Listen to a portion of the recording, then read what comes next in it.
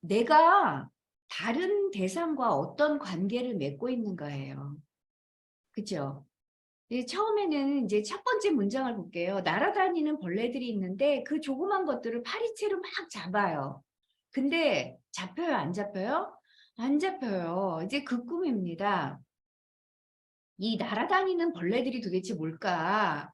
이제 거기서 말씀하시기를 이제 일종의 날파리, 하루살이 같은 이제 날개가 달린 동물들이죠.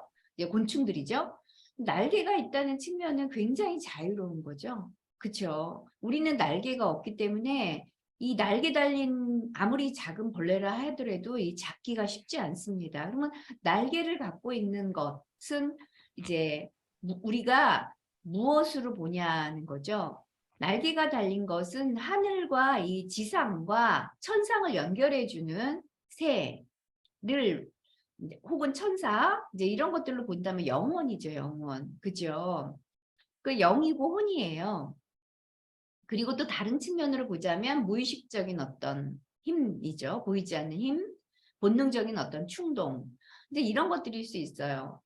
근데 그렇다고 한다면 이 날아다니는 벌레라고 하는 것이 나의 내면의 어떤 본능적인 충동들인데 이게 나의 통제를 벗어난 거죠. 그죠? 잡을 수가 없다라는 얘기는 나의 통제를 벗어나 있다라는 거죠. 그래서 나는 이성적인 자아예요. 나는 이성적인 자아가 파리채를 들고 막 잡는다는 얘기는 나를 위협하는 거죠.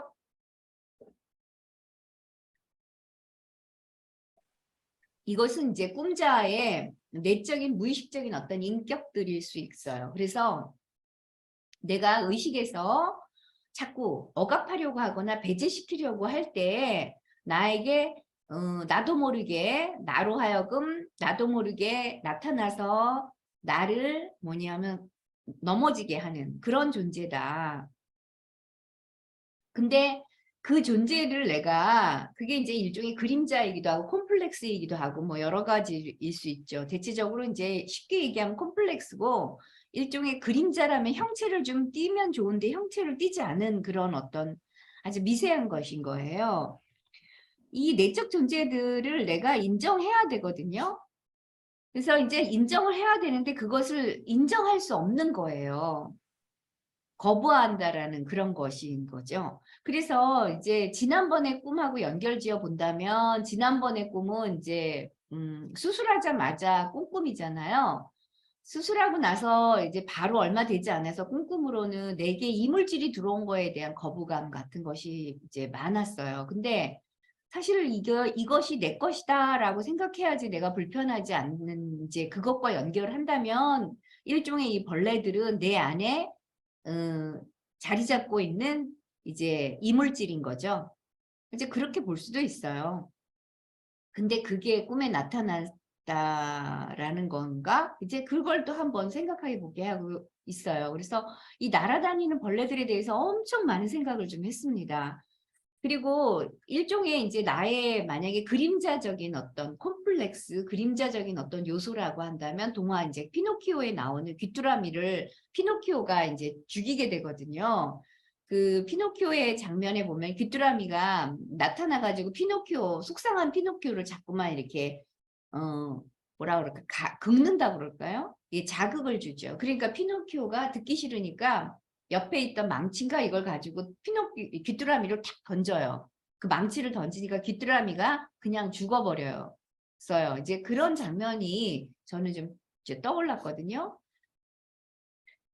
음, 그래서 이제 벌레의 상징을 좀 많이 찾아봤어요. 왜냐하면 이 벌레들이 도대체 뭘까? 여러 가지 벌레. 그래서 거미는요, 선생님들, 일종의 그 어머니 상징으로 드러나는 게 거미예요. 왜냐하면 여기 거미줄에 걸려있는 거미 보세요. 씨줄과 날줄로 엮여져 있는 거미. 그래서 인생의 실을 잡는 마야의 처녀를 거미라고 하거든요. 그리고 이제 거미줄에 곤충이 이렇게 걸리면 못 빠져나가잖아요.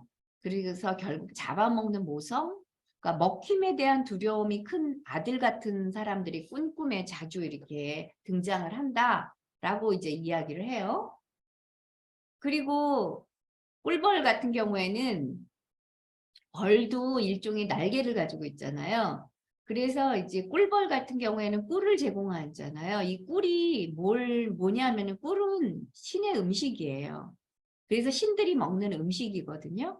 그래서 여기서 신들이 먹는 음식을 먹고 있는 그 벌을 셀프다 이렇게 보기도 하고 혹은 이제 태양의 신 뭐 이러기도 하고 여러 가지로도 의미를 갖기도 해요. 그래서 꿀벌이 갖고 있는 여러 가지 의미도 굉장히 중요하다라고 볼 수 있어요.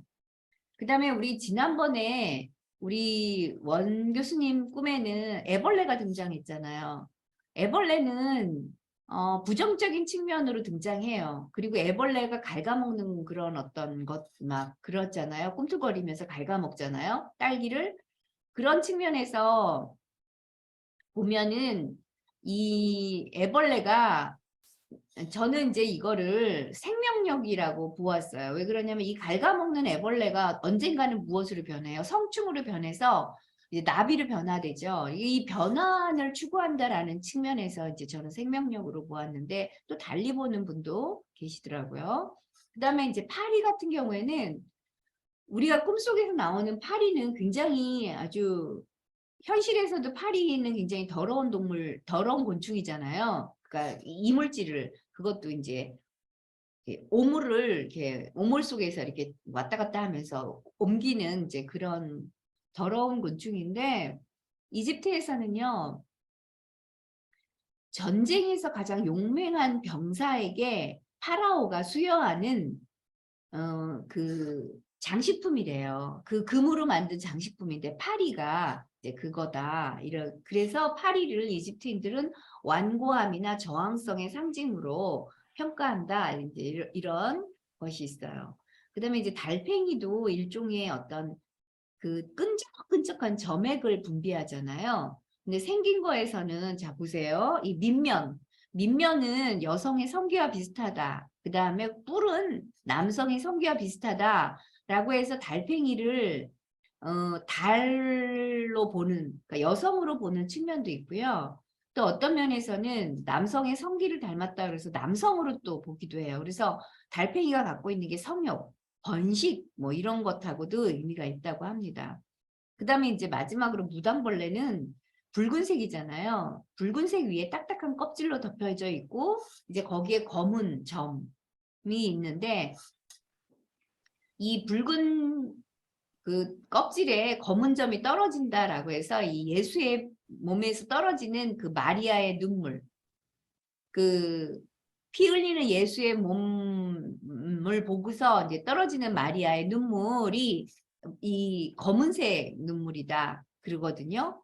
그래서 이 무당벌레의 등에 있는 이 검은 점은 마리아의 눈물이다.